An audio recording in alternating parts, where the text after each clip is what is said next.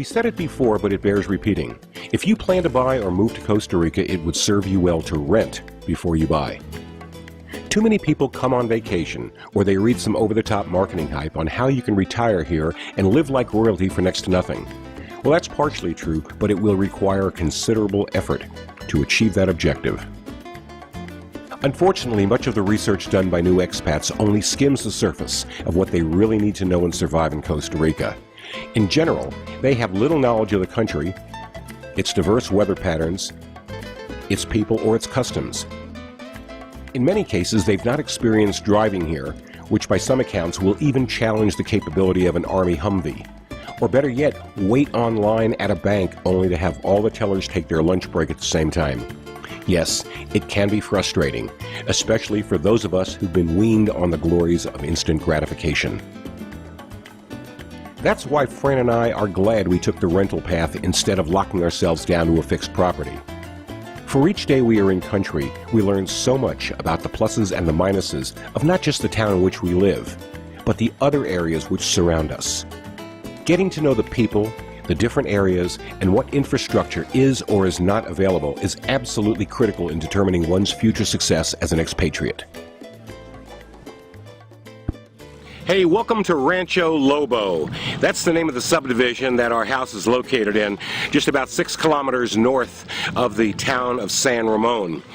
Now, I don't know whether or not this is really typical of all kinds of subdevelopments within Costa Rica, but as you can see in the video, that there's not too many amenities here. The houses are okay, but getting here is a bit of a challenge. The roads suck. The streets are unpaved. Roads are rocky, craggy, full of potholes, but this is where we live. The driveway to our house is a death trap, evidenced by the fact that Fran almost fell off the cliff the other day. Well, this is the driveway that did this to me.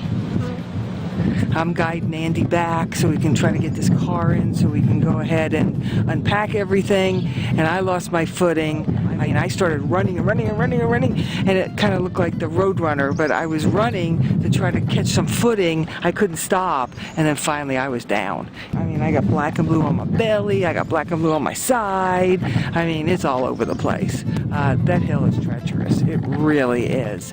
We're learning right now that people get together to go ahead and develop a particular parcel of land. They'll subdivide it, they'll put in the basic amenities such as electricity and sewer, but that's it. They don't give a second thought as to whether or not they should pave the streets or whether they should put in appropriate drainage and sewers and things like this. Unless, of course, you want to go to the more gringo-oriented areas and you're going to pay a much higher price. So, we're continuing our investigation into this area, but Rancho Lobo seems like it's a good place to go ahead and start our travels all through Costa Rica. I'll be the first to admit, it's great to have been able to ease into the Costa Rican lifestyle from such a nice house. But having had the opportunity to rent instead of buying this house also proved to be a huge benefit. For starters, to live where we live, you gotta love fickle weather. We live on the edge of a cloud forest, so there are days when you can't see farther than 25 meters, and then again days when it's crystal clear. We're also prone to high winds and much lower temperatures, so if after living here for 6 months or a year, we find that the area is not for us, we move on, no strings attached. Had we purchased this house, we would in all likelihood be financially handcuffed until we're able to sell it. As we've been told by many seasoned Costa Rican expats, it's easy to buy but significantly harder to sell. We learned a lot renting our first house. Building codes in Costa Rica, well, there don't seem to be any. The best thing I can say is that home construction appears to be consistently inconsistent. A lot depends on the reputation of the builder, the quality of their workers, and in my opinion, the person who's responsible for managing the construction project. We have seen in just our neighborhood, and in our house in particular, electrical and plumbing systems that appear to be beneath that of what we would find in the U.S. Our house has unfinished and uncovered electrical outlets complete with dangling wires. In addition, our shower drain does not have a trap, thereby allowing foul odors to creep back into the house. There is no way this house would have ever received a certificate of occupancy back in the U.S. But hey, we're not in the U.S. It is what it is. Don't get me wrong, we love living here. I really like this house, and the good days far outweigh the bad. But who knows? A year from now, we're going to be ready to move on.